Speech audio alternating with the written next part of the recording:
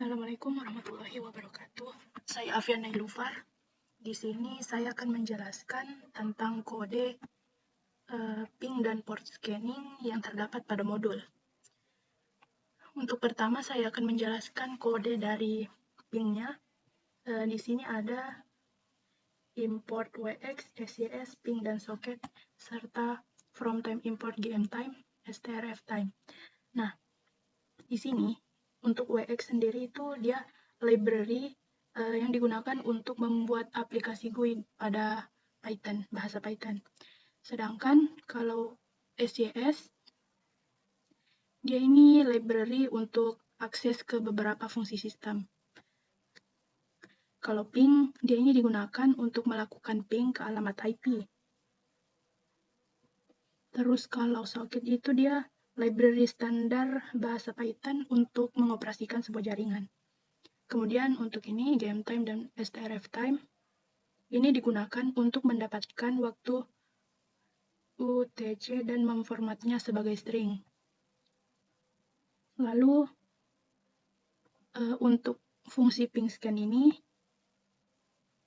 dia gunanya untuk memeriksa apakah host N itu lebih kecil daripada host start.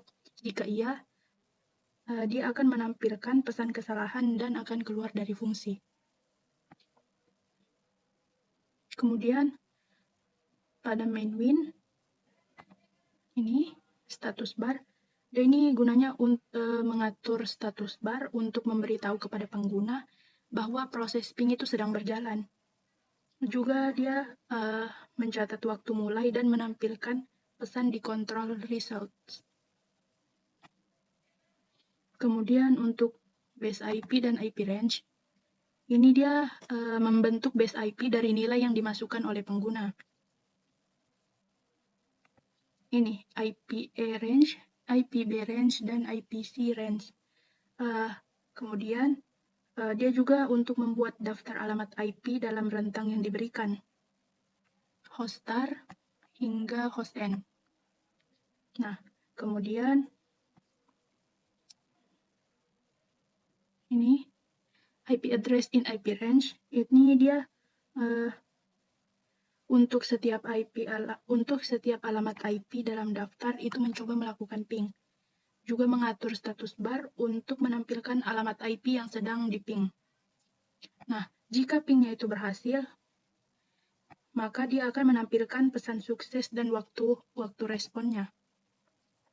Nah, jika dia gagal, dia menampilkan pesan timeout atau kesalahan.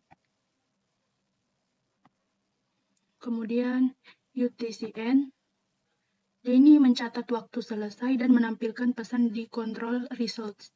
Juga berguna untuk mengatur status bar yang menunjukkan bahwa proses pingnya itu telah selesai. Ping sweep completed. Kemudian di sini ada program exit-nya. Dia menggunakan SCS exit untuk keluar dari aplikasinya.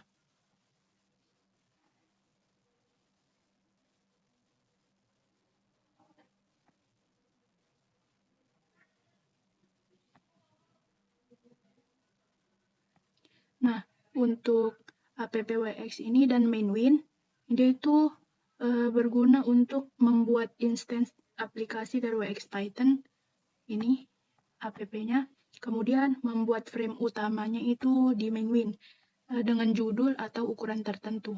Ini judulnya dengan ukuran tertentu. Kemudian untuk membuat panel dan elemen GUI, ini di sini panel action hingga program exit, dia itu membuat panel action untuk menampung elemen GUI. Kemudian membuat tombol scan atau scan button dan mengikatnya ke ping scan.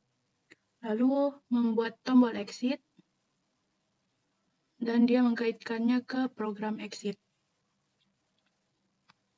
Setelah itu membuat control text dengan results untuk menampilkan hasil pingnya. Nah, untuk IPA, IPB, dan IPC range ini, dia membuat dia ini membuat 3 kontrol SpinCtrl untuk memasukkan bagian-bagian base IP.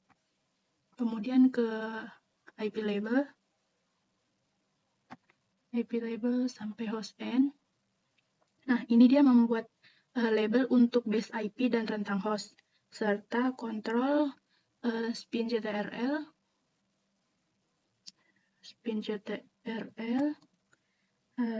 untuk hostar dan host N.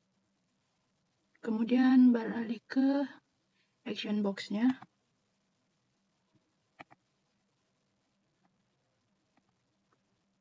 Action box-nya ini, yaitu kalau action box sendiri ini adalah sizer horizontal untuk menata tombol dan kontrol SpinCtrl.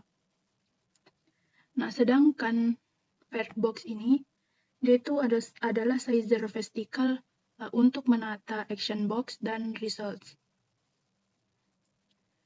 Kemudian ini panel action, dia ini mengatur panel action untuk menggunakan Vertbox sebagai sizernya. Dan yang terakhir ada main win, status bar. Ini dia untuk menambahkan status bar dan menjalankan aplikasi. Untuk membuat status bar itu ada di main win, sedangkan menampilkan frame utama itu di main win juga. Kemudian untuk app main loop itu dia memulai loop utama aplikasi UX Python dengan menggunakan app loop ini. Kemudian kita beralih ke kode port scanning-nya. Maaf, ini ping untuk kode pingnya kita coba jalankan.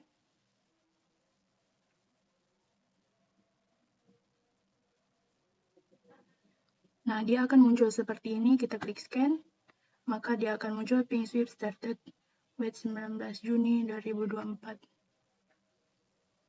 Kemudian kita beralih ke kode port scanning. Nah, untuk di port scanning ini, dia ada library socket, subprocess, SYS, datetime, from datetime, dan import datetime. Nah, untuk soketnya di sini, yaitu library standar dari Python untuk operasi sebuah jaringan.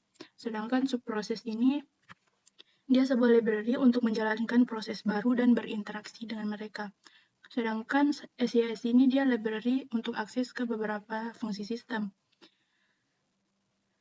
Datetime ini library untuk menangani waktu dan tanggal. Kemudian beralih ke subprocess call. Dia ini untuk membersihkan layar terminal sebelum menampilkan output baru. Kemudian ke input alamat. Di sini dia meminta pengguna untuk memasukkan alamat host yang ingin diproses atau dipindai. Kemudian mengubah nama host tersebut menjadi alamat IP menggunakan socket get host by name remote server. Kemudian untuk menampilkan pesan selama proses scanning, ini yang dia tampilkan kepada pengguna bahwa proses scanning sedang berlangsung termasuk alamat IP host remote. Kemudian T1 ini atau datetime now, dia mencatat waktu saat proses scanning itu dimulai. Kemudian proses scanning portnya di try sampai close ini, dia mencoba untuk melakukan koneksi ke setiap port dari 1 hingga 1024 pada host remote. 1024 pada host remote. Kemudian membuat soket baru dengan socket of init dan socket sock stream TCP menggunakan sock connect X untuk mencoba terhubung ke alamat IP dan port tertentu. Jika hasilnya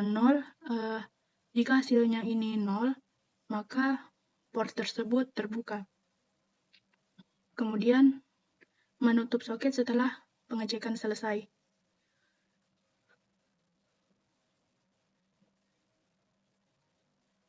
Kemudian untuk exit keyboard interrupt, gate error, dan socket error. Kalau keyboard interrupt itu dia untuk menangani jika pengguna menekan Ctrl+C untuk menghentikan program. Kemudian socket gate error, Dia ini menangani kesalahan jika nama host tidak bisa di-resolve menjadi alamat IP, maka programnya akan keluar. Sedangkan socket error, dia untuk menangani kesalahan jaringan umum lainnya, dia mencegah koneksi ke server. Nanti akan muncul tidak dapat terhubung ke server. Kemudian, ini T2 sama dengan datem ini, dia mencatat waktu saat proses scanningnya itu selesai.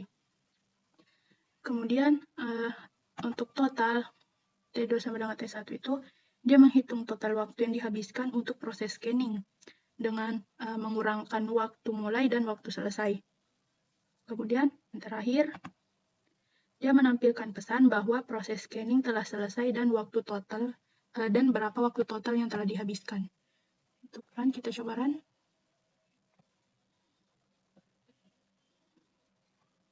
Nah, ini nanti kita tinggal masukkan alamat hostnya, misalnya 192.168.10. Nah, akan muncul tunggu proses scanning remote. Ini menandakan proses scanningnya itu sedang berlangsung. Nanti akan muncul lagi berapa lama waktu yang kita gunakan untuk proses scanningnya. Saya tidak tunggu sampai selesai. Jadi selanjutnya kita akan lanjut untuk proses ping dan port scanningnya di menggunakan CMD. Di sini saya lanjut untuk proses ping pada CMD. Di sini kita masukkan perintah ping dengan alamat IP 192.168.110. Dengan menggunakan perintah ping di depannya, menghasilkan ini yang dihasilkan request timeout sebanyak 4 baris. Untuk baris pinging yang pertama ini, batch of data, dia menunjukkan bahwa komputer kita ini ingin mencoba mengirimkan paket ICMP echo atau echo request ke alamat IP yang kita masukkan tadi dengan ukuran data 32 byte. Kemudian untuk request timeout ini, dia menunjukkan kalau komputer kita ini tidak menerima respon dari alamat IP yang telah dimasukkan tadi dalam waktu yang telah ditentukan. Sebanyak 4 kali sesuai dengan default ping yang mengirim 4 paket. Kemudian pada ping statistic for IP, dia menampilkan ringkasan statistik dari percobaan ping ke alamat IP tersebut. Kemudian paket send 4, receive 0, loss 4 dalam kurung 100% loss. Nah ini kalau send 4 ini dia menunjukkan ada 4 paket ping yang dikirimkan. Kalau receive 0 ini dia menunjukkan kalau tidak ada paket yang kita terima kembali dari alamat IP yang telah dimasukkan tadi.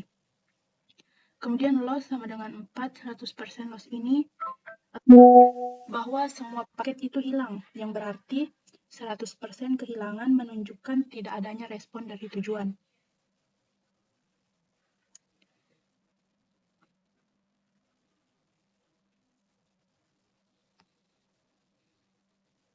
Kemudian kita lanjut untuk coba ping ke www.google.com.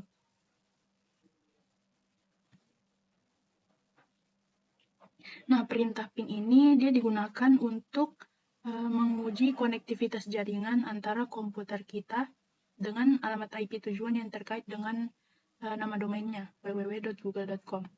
Hasil pingnya itu ini ping for case research google.com. Dan ini perintah ping yang diarahkan untuk menunjukkan bahwa Google ini memiliki peraturan yang mengarahkan permintaan ping ke alamat ini untuk keperluan safe search. Kemudian 216.239.38.120 ini dia alamat yang terkait dengan ini. Kemudian with 32 bytes of data ini dia paket data sebesar 32 byte yang kita gunakan dalam setiap permintaan ping. Kemudian reply from ini ada 4 baris. Dia menunjukkan kalau komputer kita ini menerima balasan dari alamat IP. Ini, alamat IP Google tadi. Kemudian untuk bytes sama dengan 32 ini ukuran data dalam balasan dia ini sebesar 32 byte. Kemudian time. Untuk time ini dia waktu round trip untuk menerima balasan adalah selama 51 milidetik atau 51 milisecond. Kemudian untuk TTL 249 ini dia kalau TTL sendiri itu time to life atau nilai yang menunjukkan berapa banyak hop atau lompatan yang diperoleh sebelum paket itu dibuang. Nilai ini akan berkurang 1 setiap kali paket melewati router. Kemudian pada ping statistik for 216.239.38120 dia ini untuk menampilkan ringkasan statistik dari percobaan ping ke alamat ini yang telah tersedia tadi. Kemudian paket send sama dengan 4 dan 0% loss itu dia 4 paket ping yang dikirim, kemudian 4 paket yang diterima lagi, lalu dan tidak ada paket yang hilang atau 0% dari kehilangannya. Kemudian waktu round tripnya untuk minimumnya di sini 45 milisecond.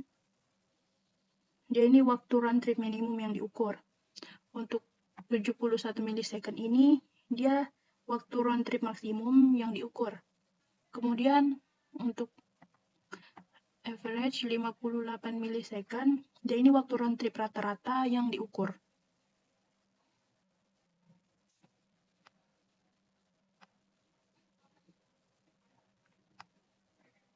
Nah, untuk tracernya dia dengan alamat IP 203.0.113.5. Kalau perintah tracer ini dia digunakan untuk melacak rute yang diambil oleh paket dari komputer kita ke alamat IP tujuan.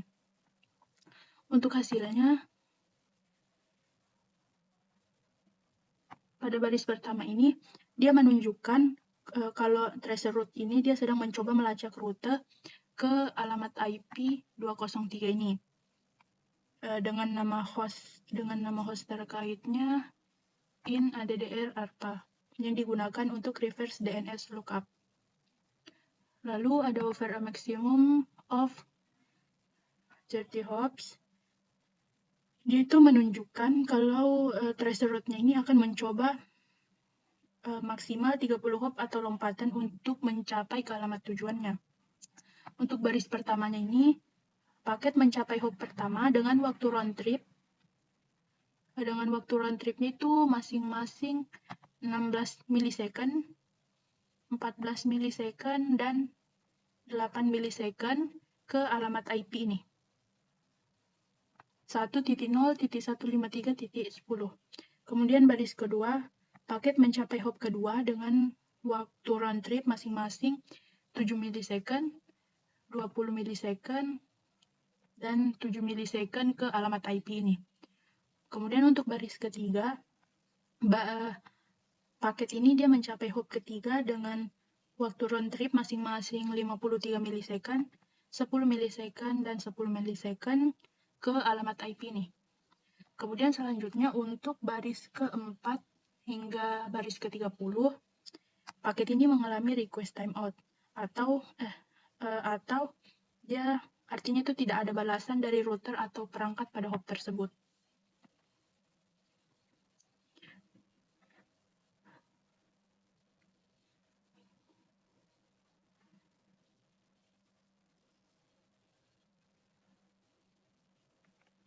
Kemudian saya lanjut ke portnya. Nah, di sini ada saat kita memasukkan perintah nmap dengan alamat IP akan muncul balasan seperti ini, yang artinya host yang dituju ini atau alamat IP yang dituju ini dia tidak aktif atau tidak merespon terhadap permintaan ping yang dikirimkan oleh nmap.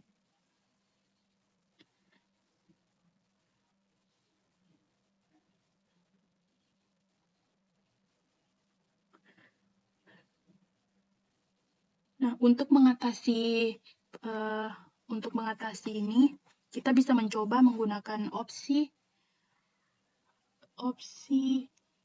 PN saat menjalankan nmap. Opsi itu juga akan memaksa nmap untuk melakukan pemindaian tanpa mengirimkan ping prapemindaian.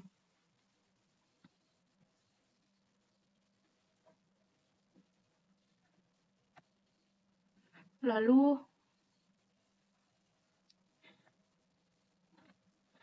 saya mencoba perintah ini, dia balasannya seperti ini. Ini untuk keempat baris ini sama saja, hanya beda di pengizinan port, yang ini diblokir dan yang ini diizinkan. Kedua perintah ini dia menampilkan pesan error. Pesan errornya itu run as administrator. Pesan ini juga menunjukkan bahwa perintah tersebut memerlukan hak akses administrator untuk dijalankan dengan sukses.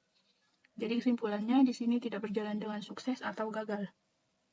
Kemudian pada baris ini nmap sv203.0.113.25 pesan ini juga menunjukkan kalau nmap ini menganggap host dengan alamat IP ini dia itu tidak aktif atau tidak dapat merespon terhadap permintaan ping yang dikirimkan oleh nmap.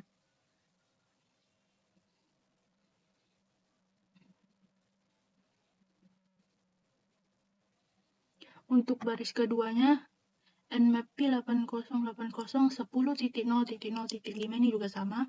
Untuk baris yang di atasnya dia menampilkan pesan yang menunjukkan bahwa nmap juga menganggap host dengan alamat IP ini dia tidak aktif atau tidak dapat merespon terhadap permintaan ping yang dikirimkan oleh nmap.